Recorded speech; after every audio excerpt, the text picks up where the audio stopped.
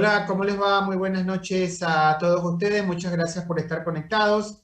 Vamos a continuar con el curso. El día de hoy vamos a hablar de COVID-19 en enfermedades autoinmunes y para eso nuevamente tenemos a nuestra experta invitada, que es la doctora Alejandra Babini, que ella es médica reumatóloga de la Universidad de Córdoba con un fellowship en Estrasburgo y jefa del servicio de reumatología en el Hospital Italiano de Córdoba.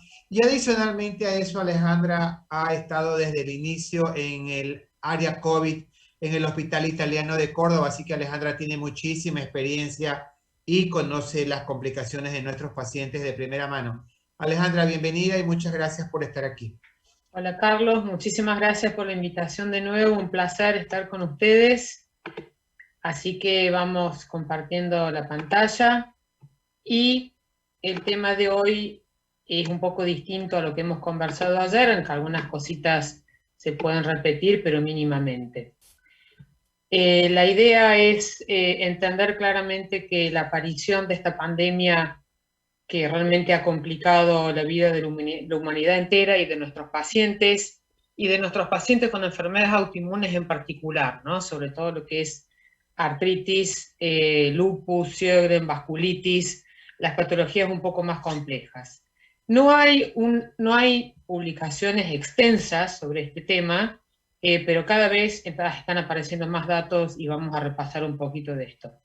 Como dijimos, para ubicarnos, no ha dejado país sin tocar. La verdad que seguimos teniendo 500.000 de casos positivos al día, ojalá fueran menos, y más de 4.600.000 personas que ya han fallecido de manera directa por esta enfermedad, sin contar lo que llamamos la segunda pandemia, que son todas las patologías crónicas que sobre todo en la primera y segunda ola no se atendieron debidamente, se complicaron, y probablemente no haya un registro claro de eso, y algunos de nuestros pacientes lamentablemente pueden estar ahí. Como comentábamos ayer, las Américas se lleva la palma lamentablemente de cantidad de casos, pero bueno, esperamos que esta tendencia a la baja que estamos teniendo, que sin duda es resultado de la vacunación cada vez más activa y con mucha más población en nuestros países, con 2 dosis puestas, nos va a dejar en un mejor lugar. La realidad es que todos ustedes saben de que el curso de la enfermedad por SARS-CoV-2, que es COVID-19, tiene una primera etapa viral que si uno la sobrelleva rápido y mejor, con buena respuesta de interferones de tipo 1, secretados por macrófagos y células dendríticas, o sea, inmunidad intacta en condiciones de poder responder, y con genética adecuada, porque cada vez está más claro de que esto tiene alguna cuestión genética y en relación a etnicidad. Entraremos en el 80% de pacientes que la pasa bastante bien. Cuando las cosas se complican y empieza a haber ya un estadio pulmonar más complicado y una respuesta del huésped más inflamatoria, ya vamos a ver por qué serían estos patrones. Las cosas ya se complican un poco más y obviamente cuando uno entra en el estado de hiperinflamación, acompañado probablemente de fenómenos tromboembólicos, por lo cual hay que además anticoagular, la cosa se nos complica bastante más con nuestros pacientes, ¿verdad? Espérense que yo iba a usar el láser, acá está. De manera tal que algunos mitos sobre, y se los tacho a propósito, cuándo usar los corticoides y sacar completamente los corticoides, ya se vio que hay un momento de neumonía hipóxica donde una dosis alta de corticoides es útil y ha salvado muchas vidas. Obviamente no hay que ponerlo al principio porque uno expande más lo viral. O sea que claramente aprendimos a tener un enfoque antiviral de inicio y un enfoque antiinflamatorio después. Y de esto sabemos bastante los reumatólogos, de cómo manejar lo antiinflamatorio. Por eso es que ha habido una correlación, y por eso vamos a hablar un poco de COVID-19 en enfermedades autoinmunes, habida cuenta de que tiene algunas semejanzas con muchas de las patologías que nosotros vemos. El COVID-19 claramente es una enfermedad multisistémica, eso lo hemos aprendido y este gráfico nos lo recuerda, porque no es nada más el pulmón, hemos visto complicaciones absolutamente por todos lados, es más parecido a una enfermedad vascular y una endotelitis activa, incluso que otra cosa en su etapa ya inflamatoria, donde sin virus queda reverberando un sistema inmune de manera normal y hasta con producción de algunos anticuerpos, con lo cual entre eso y mimetismo molecular e involucrar el sistema inmune y el sistema adaptativo, en donde toda la primera línea de defensa, células T y células B, citoquinas proinflamatorias, la verdad que hay algunas cuestiones que hacen que el COVID-19 en su fase sistémica y que ya vamos a detallar de mecanismo de mimetismo molecular, se viene pareciendo bastante a una enfermedad autoinmune, ¿verdad? Y esto porque están involucradas células de inmunidad innata, adaptativa, citoquinas y quimoquinas de todo tipo, y sobre todo las proinflamatorias, interleuquina 1, 6, 17, autoanticuerpos, detallados acá, que ustedes van a ver, y situaciones clínicas, ¿no? O sea, claramente hemos visto pacientes con antinucleares, con anticuerpos antifosfolípidos, con anticoagulante lúpico, con aglutininas frías en algunas anemias hemolíticas, anti-RO y varias de estos anticuerpos que por suerte en muchos de estos pacientes se terminan negativizando. Entonces, la primera pregunta que nos vamos a hacer hoy es, bueno, ¿cómo les fue y cómo les va a los pacientes con enfermedades autoinmunes que padecen la enfermedad COVID-19 por SARS-CoV-2? Como primer punto. Y segundo, si tener una forma sistémica de COVID-19 puede generar una enfermedad autoinmune. Y hay muchas preguntas sobre esto. Vamos a intentar contestar con los datos que tenemos, no se van a creer que los tenemos a todos. Pero la realidad es que cuando esta pandemia, en revisiones recientes, como ustedes ven acá, la verdad que lo más importante es decirle a todos nuestros pacientes con enfermedades autoinmunes, y eso engloba claramente la artritis reumatoidea, que no suspendan sus medicaciones. Esto es mucho más importante, tener las enfermedades controladas, tener en remisión al momento de tener la mala suerte de contraer este virus, un lupus, una artritis reumatoidea o una vasculitis, no es lo mismo que tener una patología activa en donde las cosas, como uno recurre a otro tipo de medicación, le va un poquito peor. O sea que esto es importante recordar eso.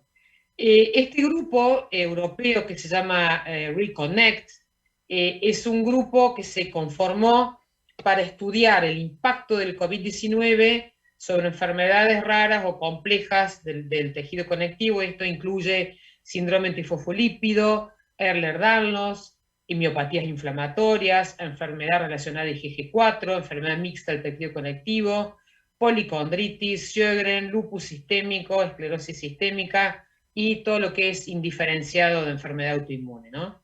Y esto me parece que es interesante porque se trataron de ver cómo le fue a estos pacientes, cuáles habían sido sus dificultades en conectar con los equipos médicos, el impacto de esta emergencia de salud en este tipo de patologías y en las comunidades que tiene que ver ampliado, ¿no? A la familia de los pacientes que tienen estas patologías. Por eso, la verdad que esto es como una página web que ustedes pueden entrar, donde hay información para los pacientes, para la familia de los pacientes y para médicos de primer nivel para poder dar consejos certeros a estos pacientes. La realidad es que estos pacientes nuestros son vulnerables por la patología que tienen, por sobrellevar una enfermedad tan complicada, y hay que tenerlo en cuenta. Con lo cual, ellos estudiaron un poco la interrupción del cuidado de estos pacientes, todo lo que ellos querían saber sobre los riesgos de esta enfermedad, ellos mucho temían ser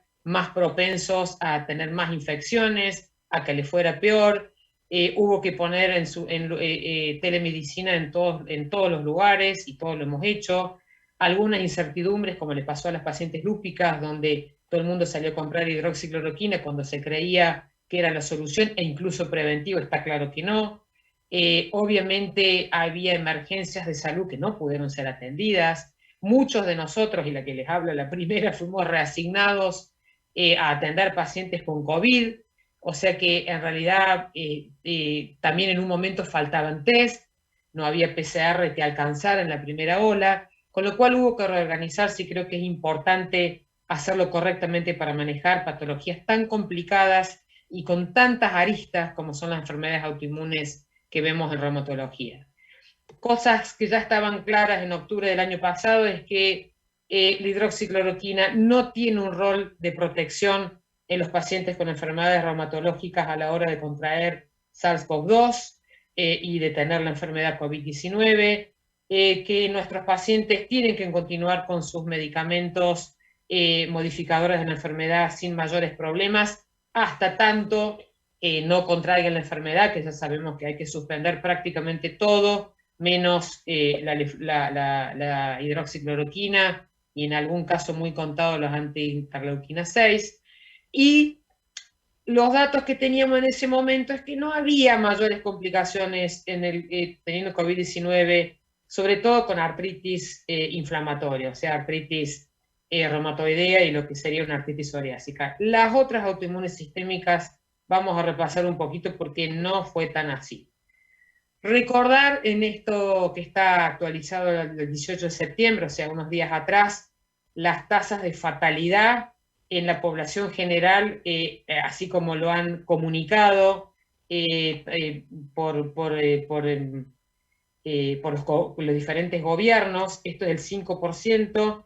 Fíjense que Israel y Uruguay están escasamente en el 1-2%, Argentina tiene el 2.6, 2.9, medio parecido a Estados Unidos e Italia, Brasil un poquito más arriba, Ecuador tiene una tasa cerca del 6 y México cerca del 7, 7.5. Y esto es importante para cuando veamos algunas tasas de muerte global, ¿no? Cada uno lo tiene que ajustar a su país.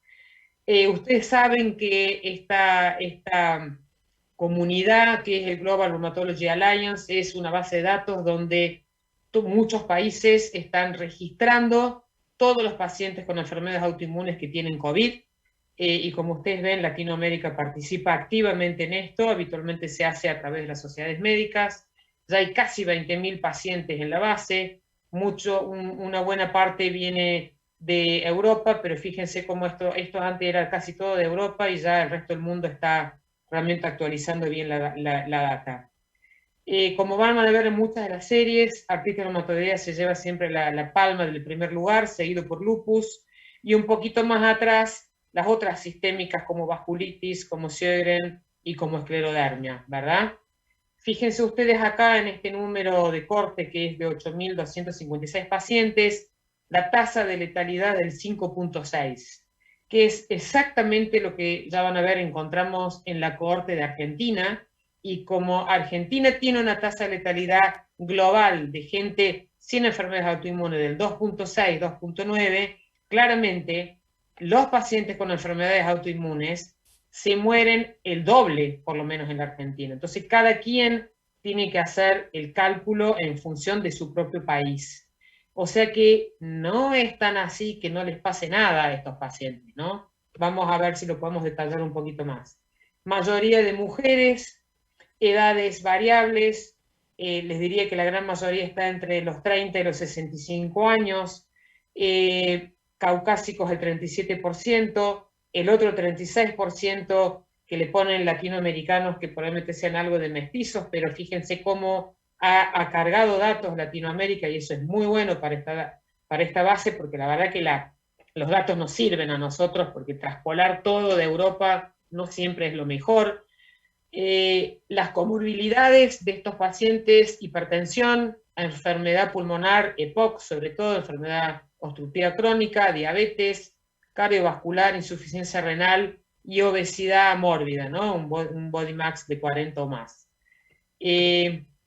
Más de una comorbilidad, la mitad no tenía comorbilidad, el casi 29%, y el otro 20% tenía una o más. Y estos son los medicamentos que venían usando, un 60% de DMARD sintéticos y el resto entre biológicos y más o menos detallado con anti-JAK, antimaláricos y antiinflamatorios. En este primer grupo, que es un grupo en realidad español, trataron de ver cuál era el riesgo de tener un COVID severo en pacientes con nuestras enfermedades, y fíjense que comparado con la población general, los pacientes con enfermedades reumatológicas tienen un odds ratio, o sea, casi 2 veces más de riesgo de tener la enfermedad, o sea, y eso se supone que todo el mundo respetó más o menos las normas de aislamiento que tenían que respetar. Si se fijan ustedes, artritis reumatoidea, un ratio de 2, artritis psoriásica y SPA llegando escasamente a 1, 1.6, pero claramente cuando hablamos de las enfermedades autoinmunes, o sea, lupus, Sjögren, vasculitis y miopatías inflamatorias, los rayos son mucho más altos, llevándose más la vasculitis, el Sjögren en primer lugar en realidad y el lupus. O sea que no es tan lo mismo tener una u otra de las enfermedades nuestras a la hora de la hospitalización. No solo eso, sino que si ustedes se fijan acá, cuando se ve el odds ratio en función de las medicaciones que tuvieron, los anti-TNF, como ya mencionamos ayer, son más bien un factor protector, y fíjense el odds ratio de 12, casi 13% más de chance de tener complicaciones que es el rituximab, los inhibidores de JAK, por lejos el odds ratio mayor. Esto es un punto importante a tener en cuenta, porque esos son casi les diría, el 90 y pico % son artritis reumatoideas, pero obviamente en rituximab te caen lupus, vasculitis y algunas artritis reumatoideas. O sea que cuando uno lo compara, podría haber más riesgo de hospitalización, y eso lo vamos a ver en varias series para nuestros pacientes, y el riesgo mayor de cómo le vaya tiene que ver con las enfermedades autoinmunes sistémicas, ¿no? O sea, lupus, Sjögren y vasculitis, y sobre todo aquellos que recibieron rituximab. De manera inversa, tener anti-TNF obviamente era un factor protector, probablemente porque eran artritis bien controladas. En este otro estudio, que es una revisión sistemática en realidad de cómo le va a los pacientes con COVID comparado a los que no tienen COVID, fíjense que en realidad se comparte los factores de riesgo habituales, que es la hipertensión, la enfermedad pulmonar, el uso de corticoides, y los anti-TNF, que la verdad que siguen siendo un factor interesante de protección, pero en realidad cuando hablamos de enfermedades autoinmunes sistémicas y hablamos de lupus y de otras patologías, no son las drogas que van a recibir. Por otra parte, acá quedó bastante claro que los pacientes nuestros comparten exactamente los mismos factores de riesgo hasta acá conocidos, como hipertensión, enfermedad cardiovascular, diabetes y obesidad, y a mayor edad obviamente les va peor.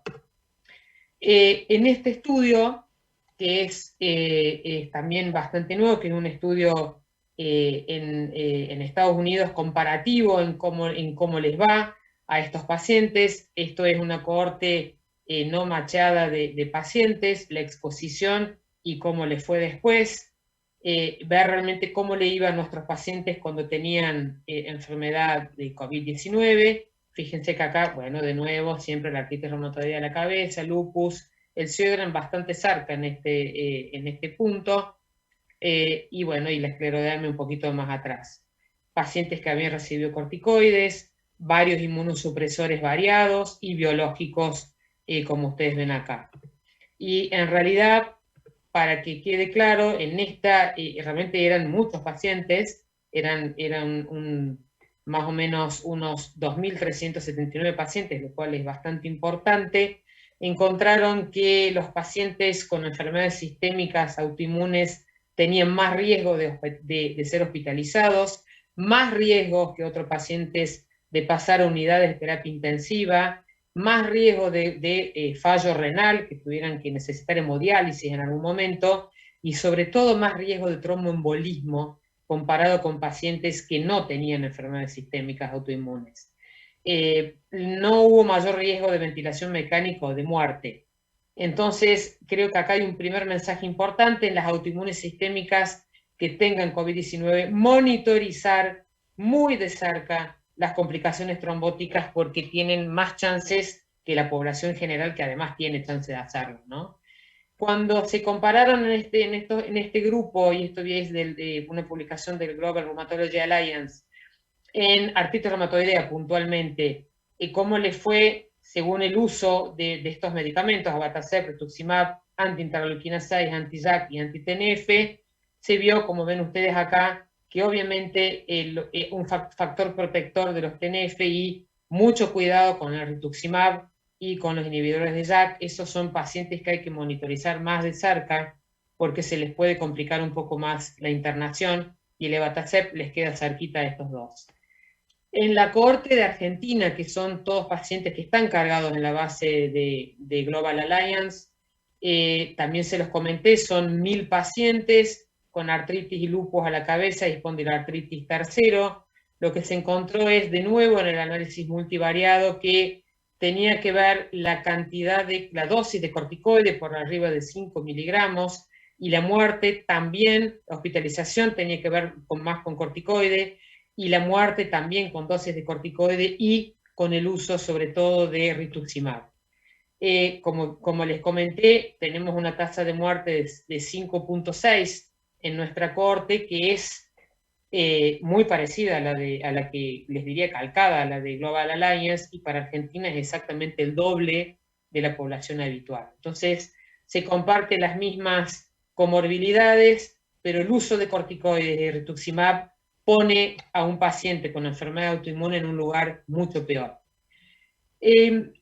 A ver, ¿cómo le iría a la artritis reumatoidea con el COVID-19? ¿no? O sea, se sabe claramente que no les va tan mal en función de qué medicamentos tomen. O sea que cualquier paciente con artritis reumatoidea que por algún motivo bizarro esté con glucocorticoides a dosis moderadas o altas, digo bizarro porque la verdad que no se usa más, tiene sin duda más riesgo, y esto ya se vio, pero bueno, también está la posibilidad de que algunos pacientes con COVID-19 desarrollen una artritis inflamatoria que hay que diferenciar bien sobre si era ya una patología que tenía previo y que se termina de desenmascarar con el COVID-19 o es de nuevo. Y hay algunos registros sobre eso que ya vamos a revisar. Entonces, para ir ya entrando en tema, ¿cómo le va al lupus concretamente? ¿Y qué comparte el lupus eritematoso sistémico con el COVID-19? La verdad que no demasiadas cosas si uno se pone a pensar, pero hay algunas cuestiones que tienen que ver con varias cosas. Una, que las pacientes lúpicas tienen menos receptores AC2, que ustedes saben que son los receptores con los cuales que usa el SARS-CoV-2 para penetrar las células de la defensa, sobre todo células dendríticas y macrófagos, y todo paciente que tenga menos receptores AC2, que tienen menos los hipertensos, los diabéticos y los obesos, les suele ir un poquito peor, ¿sí? Pero el lupus, que en eso le tendría que haber ido mal, tiene otro tema, que es que fabrica demasiado interferón de tipo 1. Ese es uno de los grandes problemas con las pacientes lúpicas. Y el SARS-CoV-2 lo que hace es interferir en esa respuesta antiviral que dan los interferones de tipo 1. Entonces, probablemente no le va tan mal a nuestras pacientes lúpicas, porque esa hiperproducción de interferón 1 las ayuda en algún punto. La tienen elevado, y este es el que obviamente la respuesta que termina anulando y dejando al paciente abriendo todas las compuertas para la replicación viral. Entonces hay linfopenia, puede haber tormenta de citoquina, no es lo que más vemos en lupus, por cierto, se ve más en COVID, y daño tisular, que eso sí lo comparten, no hay ninguna duda. Veamos entonces cómo le va a los pacientes lúpicos. Esta es una publicación reciente del grupo del CLINIC, del grupo del doctor Ricardo Cervera, Ricardo Cervera, que ustedes conocen muy bien, y lo presenta Gerard Espinosa, que es obviamente su mano derecha en esta historia. Y cabe recalcar que lo que hicieron es ver su cohorte, pero entre abril y mayo de 2020, ¿no? Donde fue la primera ola.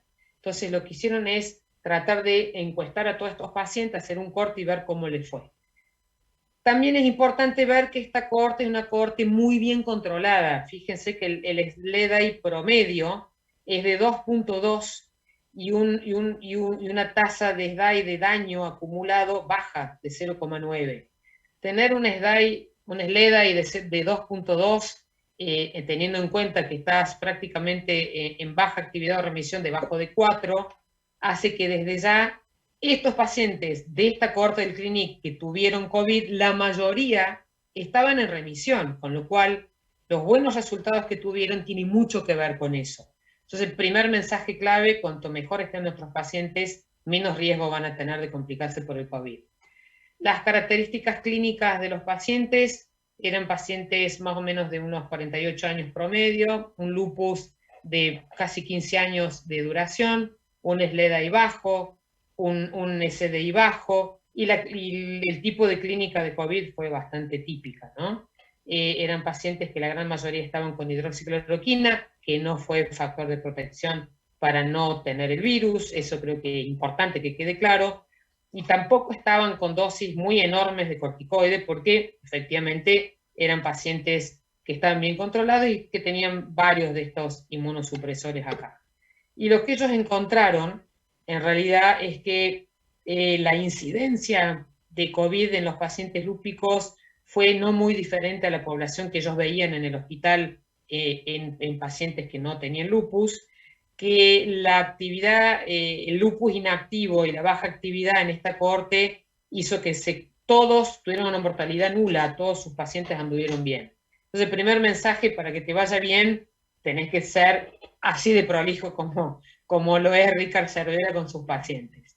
En esta revisión también reciente de Dinamarca, también de pacientes con lupus, para ver cómo fue la incidencia en la hospitalización, ellos compararon 2.533 pacientes con lupus contra la población general, que eran 2,5 millones de personas más o menos. O sea que obviamente era mucho más chica la muestra de lupus y tuvieron que ajustar bastante. Fíjense que llamativamente, me pregunto qué hacen en Dinamarca, que ni la mitad de los pacientes estaba con hidroxicloroquina, cuando toda paciente lúpica debiera estarlo, es llamativo, pero bueno, de todas maneras para el COVID no nos importaría tanto. Y tienen acetoprina, ciclofosfamida, micofenolato, rituxi, belimumab, y algún 12% ya estaban anticoagulados por SAF previo. Y lo que encuentran cuando ajustan la hospitalización para las comorbilidades y demás es que tenían una chance estos pacientes, más o menos, cuando ajustan todas las variables, un 2,62% más de chance de hospitalizarse que un paciente que no tuviera lupus. Y esto lo van a ver acá. En azul ven la población general y en coloradito el lupus. Esto está 40 años, 60 años y 80 años. En todo momento la curva roja está despegada, incluso en pacientes de mayor edad, con respecto a la población general en esta cohorte. Lo que sí quedó claro, y ajustaron las variables para hidroxicloroquina para confirmar que no había efecto protector, y en esta población no seleccionada ellos encontraron casi 3 veces más de chance de internación, pero no les alcanzó la muestra para llegar a demasiadas más conclusiones con la medicación. Ahora, vayamos al revés. A ver, ¿el SARS-CoV-2 puede generar una enfermedad autoinmune de las nuestras? Bueno, cuando uno repasa la inmunidad adaptativa y cómo reacciona con el COVID-19, en una situación normal, pensando que en azulito son células sanas y en rosadito son células infectadas por el virus, uno tiene una respuesta citotóxica adecuada cuando el virus trata de penetrar la célula, y uno debiera poder destruir esta célula con nuestro propio sistema, ¿no? Cuando empieza a haber mimetismo molecular, acá el virus empieza a tener reacción cruzada con target de otras células que están sanas, y esta es la situación donde a veces pasa, donde empezás a tener células autorreactivas que obviamente van a ir y van a complicar, siempre con mimetismo con el complejo de histocompatibilidad de tipo 1 y la célula presentadora de antígenos. Esto pasa bastante. Entonces, también hay muchos componentes de proteínas humanas que son idénticos a algunas secuencias del virus del SARS-CoV-2. Entonces, por ejemplo, la anacrina tipo 1 se comparte con la anemia hemolítica autoinmune, esta otra polimerasa con leucopenia, este otro de acá con daño vascular. O sea que, aunque no está del todo claro in vivo, es probable que hayan algunas secuencias parecidas del SARS-CoV-2 que hace que por mimetismo molecular uno termina generando algún mecanismo de autoinmunidad, culpa obviamente de la infección viral. Y la lista de condiciones descritas, de condiciones autoinmunes descritas con el COVID, es muchas, desde el Guillain-Barré y Miller-Fisher, que es muy neurológico, síndrome tifosfolípido, púrpura inmune trombocitopénica, síndrome de Evans, lupus, Kawasaki, neurohemeritis óptica, miastenia, miositis, enfermedades, vasculitis de todo tamaño de vaso, grande, mediano y chico, hasta sarcoidosis y obviamente algunas artritis inflamatorias, con lo cual es amplio esto, ¿no? Esta es una revisión de un caso muy interesante sobre si hay un paciente que empieza con lupus en pleno COVID y revisan un poco las cosas, ya lo vamos a ver mejor pasado esto, pero en realidad obviamente te puede pasar, tener la mala suerte de largar el lupus junto con el COVID, donde sin duda por ahí el último gatillo es la infección viral, pero seguramente para que después sea un lupus que se perpetúe tiene que tener otras condiciones clínicas que exceden el COVID. Ahora, para diferenciarlo en una trombocitopenia severa, serositis y daño renal que no esté relacionado con la severidad del compromiso respiratorio y que empecés a tener todos los anticuerpos positivos, hay que plantearse seriamente el diagnóstico diferencial y empezar a pensar a tratar este lupus aún con el COVID dando vuelta. Y esta es la revisión para contestar esta pregunta, que es el Janus, o sea, las dos caras posibles de la enfermedad, la inflamación crónica y enfermedades autoinmunes que empiecen durante o un poco después del COVID. Esta es una revisión sistemática imperdible en ese sentido y trataron de de hacer toda la revisión posible sobre esto. Entonces acá tenemos, por ejemplo, lo que es anemia hemolítica. Estos son los casos que están publicados y capaz que alguno de ustedes ha tenido otros casos, pero por eso es importante publicar, porque cuando uno revisa las evidencias es lo que hay. Importante que hay 3 pacientes que se murieron y otros que se recuperaron, pero esto apareció 4 a 13 días después del inicio del diagnóstico de COVID, y fíjense que fue de tal gravedad que hubo que usar corticoides, inmunoglobulinas endovenosas, y corticoides básicamente, ¿no? En este caso un par de casos incluso con rituximab, por lo grave. Después, anemia hemolítica, hay muchas más descripciones, algunos pacientes que se complican, fíjense cómo acá mucho uso de inmunoglobulina endovenosa, la mayoría de estos pacientes se recupera, son donde casi más descripciones hay. Después, síndrome tifosfolípido y presencia de autoanticuerpos. Fíjense cómo realmente uno encuentra anticardiolipinas de tipo IgA, anti-beta 2 también, anticoagulante lúpico. Estos son pacientes que tenían, fíjense, infartos, eventos trombóticos, venosos, embolias pulmonares masivas. De esto, todo esto es de SAF. Entonces, la verdad que hay que seguir a estos pacientes a ver cuáles han sido solamente pasajeros y realmente esto fue más fenómeno tromboembólico en relación a lo que sabemos que pasa en un paciente con COVID, o que realmente sean pacientes que después queden con síndrome tifosfolípido. Y la única forma de contestar esta pregunta es que todos estos casos, por suerte, todos los están siguiendo y la verdad que hay que esperar un año, ¿no?, para ver qué pasa. En cuanto a la posibilidad de que se gatille un lupus, los reportes publicados son menores. Varios de estos pacientes no sobrevivieron al COVID y a las manifestaciones de lupus.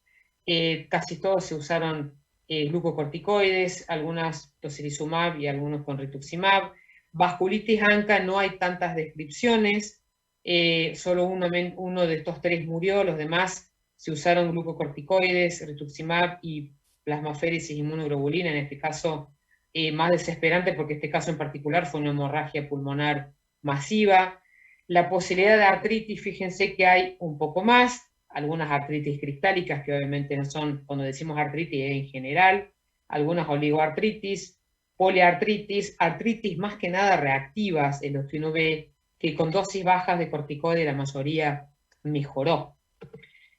Así que está claro que la infección por SARS-CoV-2 comparte algunos elementos clínicos de enfermedades autoinmunes y de muchas manifestaciones cutáneas importantes, sobre todo como son estos chilblains, que nosotros acá en Argentina les llamamos coloquialmente sabañones, que eran las lesiones por frío de otras épocas, pero entre corticoides, dosis altas de gamma globulina, inmunomoduladores, más o menos todos estos pacientes se pudieron manejar, y lo que, como dicen acá, hay que estar atentos porque cada vez hay más reportes y la única forma de aprender es reportando y siguiendo, después que se recuperen estos pacientes del COVID-19, a estos pacientes para ver cuánto queda. Este artículo me pareció muy interesante sobre qué hemos aprendido entre el COVID-19 y los pacientes con lupus sistémico, y creo que esto es muy interesante, ¿no?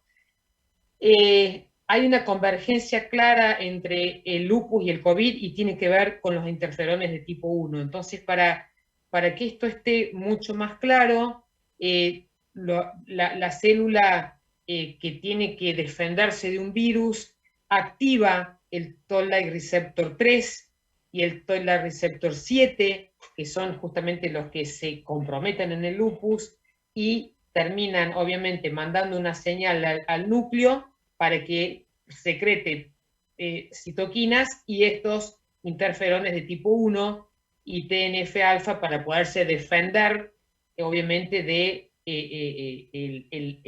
el virus en cuestión. Y eso es muy importante porque se supone que las lúpicas tienen más interferones de tipo 1, pero evidentemente es posible que esto no le alcance para no tener, para estar defendida, digamos, de esto, sino que es mucho más complicado y que probablemente muchas de las medicaciones, como los corticoides y sobre todo el rituximab, las dejan en un lugar, al contrario, un poquito más complicado. Y esto es interesante de ver porque cuando las comorbilidades hacen que haya menos receptores AC2, se activa este eje angiotensina tipo TR1, hay mucho más, más citoquinas dando vuelta a inflamación, y por una vía y por la otra, obviamente, es el COVID más complicado, ¿no? Entonces, fíjense ustedes en esto que yo les acabo de mostrar, que es como te tendrías que defender. Viene este virus SARS-CoV-2, bloquea estos receptores AC2, bloquea la angiotensina tipo 2, que hace que haya más vasoconstricción y demás. Y fíjense que con estas proteínas que tiene el virus, bloquea acá, o sea, el interferón que tiene que ver con el Toll-like receptor 3, con el Toll-like receptor 7 y la síntesis de interferones, y deja a los pacientes sin la chance de poderse defender. O sea, por este tipo estos son los mecanismos que ya sabemos que hacen que bloquea todo tipo de defensa antiviral de la primera línea de defensa, y obviamente quien menos tiene y genéticamente tiene más chances, y quien menos tiene receptores AC2 es claramente el que le va peor, con lo cual vos tenés un ingreso y una tasa de viremia mucho más alta, ¿no? Entonces a este paciente le va mal, y acá es donde viene la intervención con las drogas nuestras, con los anti-interleuquina 6, con anti-interleuquina 1, nosotros en Argentina no tenemos anakinra, con anti-TNF, que debiera poder funcionar, y obviamente con los anti-JAK, que también podrían hacer que, y de hecho ya hay datos con todo, y lo estamos usando, que los pacientes les vaya menos peor. O sea que hay cosas que sabemos del lupus que nos han servido para el COVID, y obviamente esto tiene que ver con la forma de activación. Fíjense ustedes que el paciente que va a tener una enfermedad de COVID moderada o leve es aquel paciente que cuando entra en la carga viral tiene una gran respuesta de interferón de tipo 1.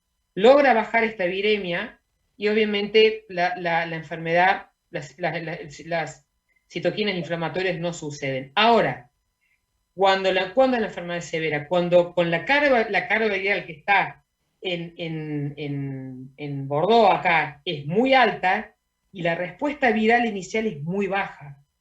Esos son pacientes que tienen mucha más chance de que, tácate, suben las citoquinas inflamatorias y obviamente son los pacientes que liberan toda esta tormenta de citoquinas que ustedes conocen bien y que son obviamente todo este sancocho tan complicado en donde tratamos de hacer todo lo posible para salvar a los pacientes que en general tienen un fallo respiratorio gravísimo y tienen que entrar en respirador.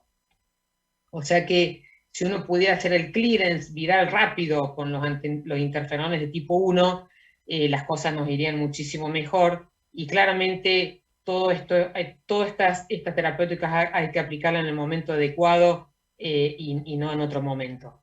Otro capítulo que no podemos evitar hablar, que es la relación, la disfunción endotelial y la inmunotrombosis, que es un tema que mata mucho a nuestros pacientes y a todos los pacientes que tienen un COVID complicado. Hay que entender que la inmunotrombosis en realidad es un fenómeno normal en defenderte de los virus a nivel vascular, pero obviamente acá el COVID hace, fíjense, esta es una trombosis arterial pulmonar y esta es venosa. Uno tiene que considerar a esta altura las cosas que el COVID es una enfermedad vascular que compromete todo el endotelio, o sea que es el órgano más extenso que tenemos todos y que claramente por eso hay que anticoagular los pacientes que están en riesgo y que tienen enfermedad más severa, además de una terapéutica antiinflamatoria, eso no hay ninguna duda. Y eso de nuevo tiene que ver con el bloqueo de los AC2, en donde los pacientes terminan teniendo algo muy parecido a lo que nosotros vemos en nuestras patologías, ¿no? Una activación neutrofílica, netosis y una NET que termina teniendo un efecto protrombótico infernal en estos pacientes, con lo cual una lúpica, que ya sabemos que tiene un anticoagulante lúpico y que está activa, tiene muchas chances de activarse, ¿no? Y ese es el problema. Cuando los interferones de tipo 1, la respuesta no es sincrónica, es disincrónica, es donde todo empieza a andar muy mal. Y eso son cosas que no teníamos claro, pero hoy lo sabemos un poquito mejor.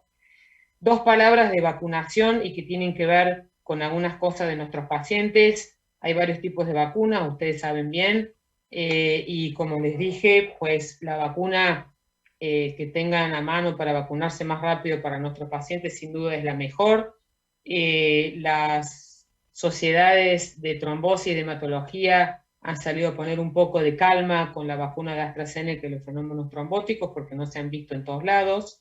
La segunda versión de recomendación del Colegio Americano de Vacunación dice claramente que los reumatólogos somos agentes de vacunación para nuestros pacientes. Tenemos que preguntar y repreguntar: ¿se vacunó? ¿Ya tiene la primera dosis? ¿Tiene la segunda dosis? Esto es muy importante. Cuando se van a vacunar, no hay necesidad de suspender ni la hidroxi, ni la sulfasalacina, ni la leiflunomida, ni la cetoprina, ni la ciclofosfamida oral, no hay en la Argentina, ni los anti-TNF, ni los anti-interleuquina 6, tampoco los interleuquina 17, ni los 12-23, o sea, todos los que se usan en espondiloartritis, tampoco el belimumab, tampoco ciclosporina ni tacrolimus, y si el corticoide está por debajo, no supera los 20, tampoco el corticoide. Ojo que el micofenolato sí se tiene que suspender una semana, metotrexate se tiene que suspender una semana después de la primera dosis, todo también después de la segunda. Si se van a poner la de Janssen, la suspensión de metotrexate es de 2 semanas, de los anti-JAK es 1 semana después de cada dosis, y acá la Abatacept tiene un temita puntual: el subcutáneo se tiene que suspender 1 semana antes y 1 semana después, solamente de la primera dosis. Con la segunda dosis no se suspende. Y el Abatacept endovenoso tiene que haber un gap de 5 semanas, o sea, 4 semanas antes y 1 semana después de la vacunación, solamente con la primera dosis, en la segunda no. La ciclofosfamida se tiene que suspender 1 semana antes de la primera dosis, no hay que ponerla. Y el rituximab es un poquito más complicado porque en realidad uno tendría que suspenderlo 4 semanas antes de la próxima dosis y 2 a 4 semanas después, pero van a ver que tampoco alcanza para que logren una buena tasa los pacientes.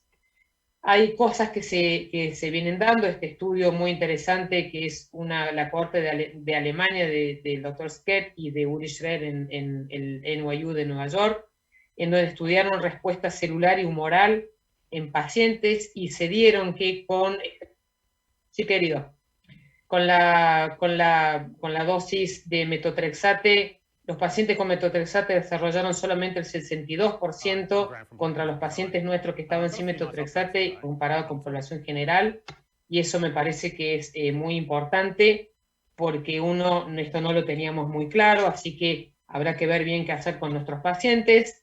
Y el rituximab es esta serie retrospectiva pero interesante de pacientes que compararon. Los únicos que no tuvieron ningún tipo de respuesta fueron los pacientes con rituximab, que tenían menos de 6 meses de haberse puesto. Todos estaban completamente depresionados cuando fueron a medir CD19, con lo cual probablemente el tiempo tiene que ser mayor. La vacunación en general es homóloga, pero también hay datos ya publicados sobre publicación heteróloga, una dosis de AstraZeneca y una de Pfizer. Hay países que ya tienen aprobada la tercera dosis, y por ahí nuestros pacientes, cuando no desarrollen buenas tasas, probablemente sean de los que vamos a pedir una tercera dosis. Y simplemente para mostrarles lo bien que viene Ecuador vacunando, que está ya con un 50 y pico % de pacientes con 2 dosis, Argentina y Brasil un poco más abajo, y atención que el mundo está recién en el 30% de vacunación con 2 dosis. Y con esto les agradezco muchísimo de nuevo su atención y quedo a disposición del doctor Carlos Ríos para eventuales preguntas. Muchas gracias.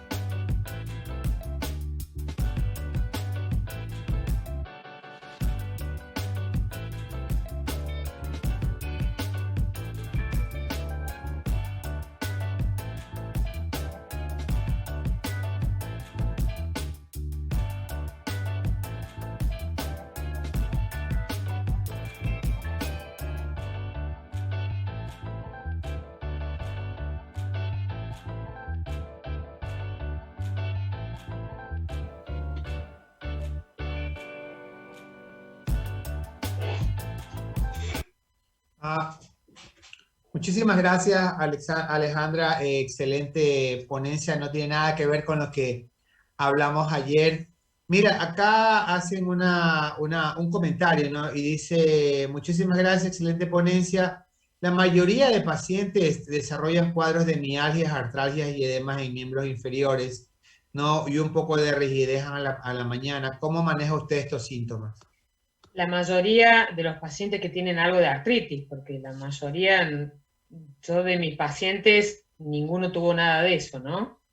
La verdad que si son pacientes nuestros que sabemos que tienen una artritis, bueno, veremos de retocar la medicación, por ahí subir los antiinflamatorios, ajustar la droga modificadora, y si son pacientes generales, digamos, que no tenían artritis antes, y yo no me dejaría con antiinflamatorio y los esperaría, y de última los tocaría. Cuando hay algo de piel, nosotros hemos visto púrpuras en pacientes que no tenían ninguna enfermedad nuestra, importantes, ¿no? Que mejoraron con 10-15 miligramos de prednisona y en 2 semanas no había más nada y se bajó el corticoide y no pasó más nada. Llevamos 6 meses con varios pacientes con no enfermedades nuestras, ¿no? De estos que desarrollan enfermedades parecidas a las nuestras. Yo creo que por ahí más se refieren a que muchos de estos pacientes cuando les ha dado COVID quedan con este síndrome posviral, están en cama 3, 4 días, tienen debilidad muscular, y muchos de estos pacientes antes de que les dé el COVID ya vienen con sus problemas articulares de artrosis principalmente y quedan en cama una semana y no pueden moverse. Alejandra, acá me está preguntando por qué en Europa no se autorizó, ni Europa ni Estados Unidos, vacuna Sputnik. No tengo la menor idea, hay que preguntarle a Putin, probablemente. Claro. Pero la realidad es que yo creo que hay cuestiones geopolíticas que juegan bastante en esto. La realidad es que publicaron los datos un poco después en las revistas, Y sinceramente, si no hubiera funcionado, yo tengo las 2 dosis puestas en enero 2021 y trabajando en COVID ya me lo hubiera agarrado y nunca tuve COVID, así que creo que es porque siempre me cuidé correctamente, pero en Argentina se han hecho, y en Córdoba en particular, se han hecho determinaciones de anticuerpos anti-spike y celular y los hay. O sea que creo que sí funcionan y creo que, bueno, son acuerdos también comerciales, me parece que hay muchos intereses en juego. Ujú. Alejandra, hoy a la tarde veía una paciente mía, una doctora con espondilitis anquilosante manejada con sulfasalacina y con anti-TNF. Se infectó de COVID el mes pasado con 2 vacunas de Sinovac hace 3 meses. La pregunta de la doctora me dice, bueno, doctor, ¿y ahora qué hacemos?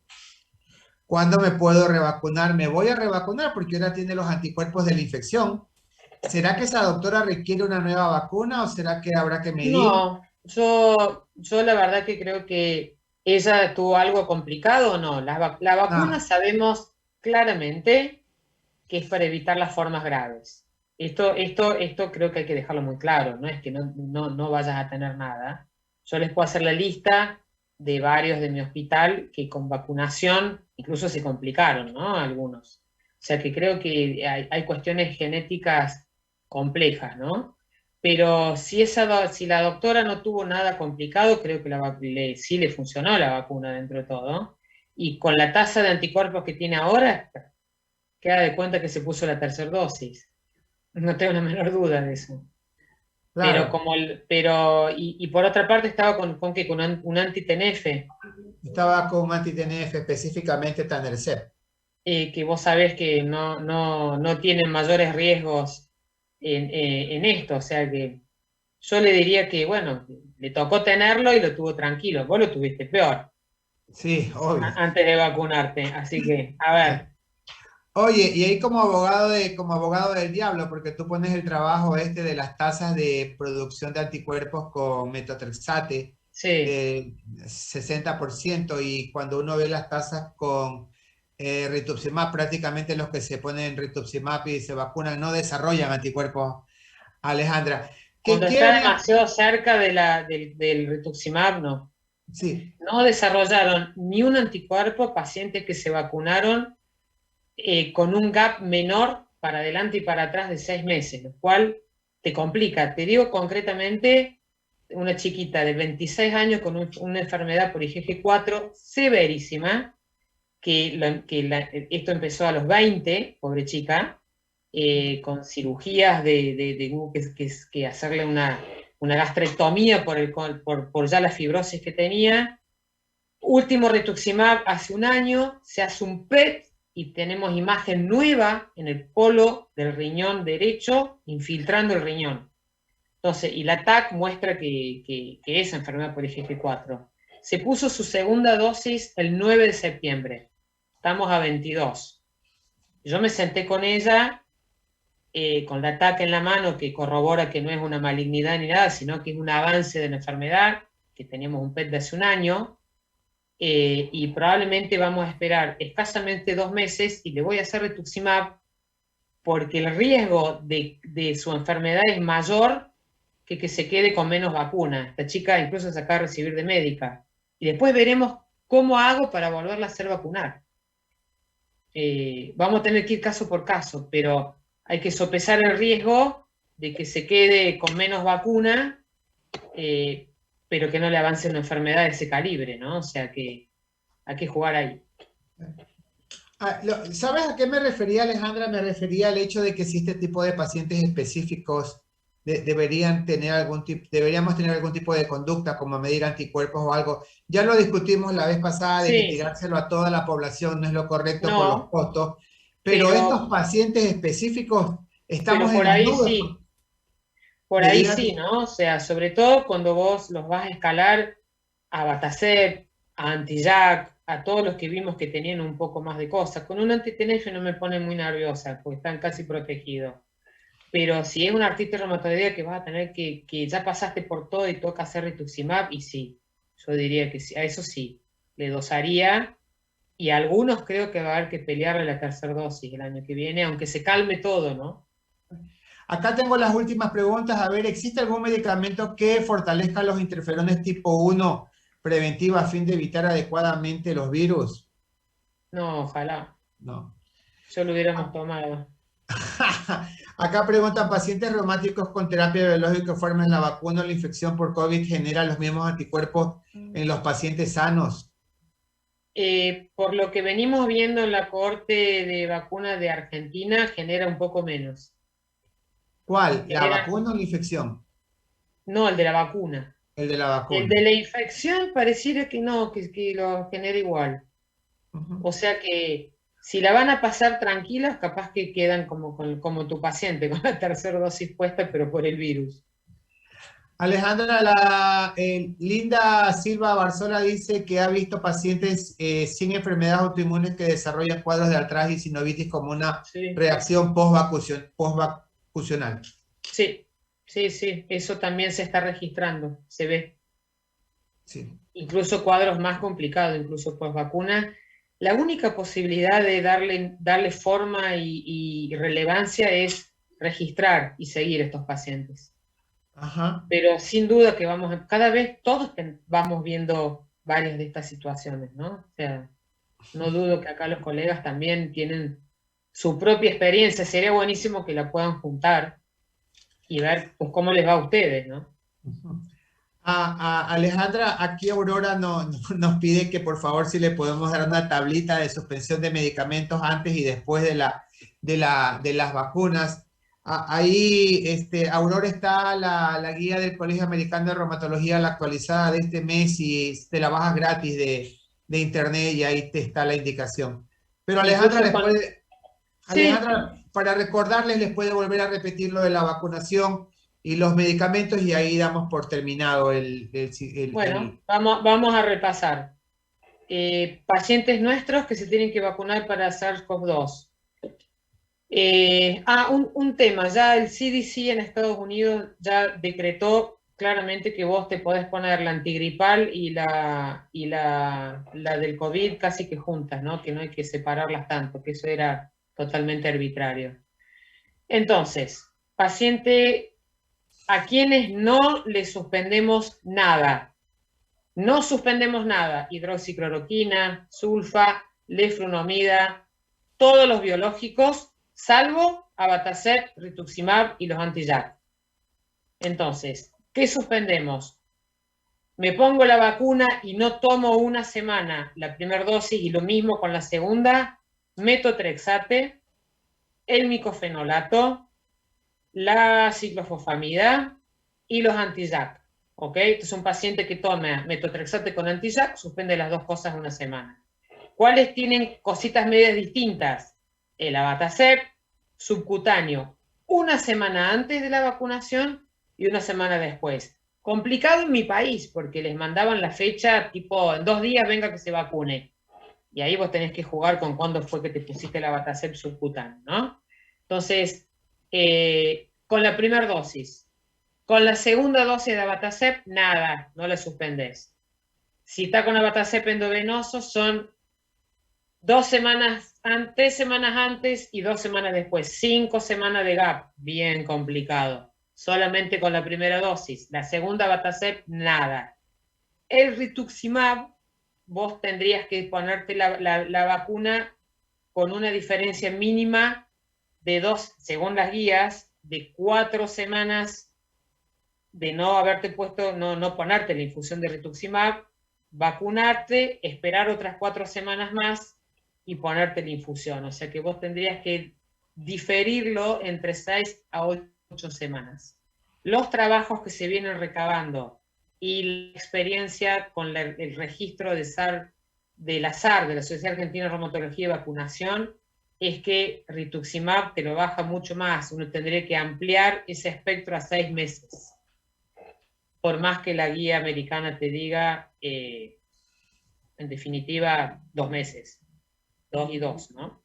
Pero bueno, el rituximab es el que más hay que meditar en la vacunación y no en la vacunación, ¿no? En medio de este sancocho. Ojalá que vaya bajando todo, que volvamos a normalizarnos un poco más y que los vaya a visitar en vivo. Bueno, Alejandra, muchísimas gracias. Ha sido un placer contar contigo el día de hoy. Te felicito por la charla.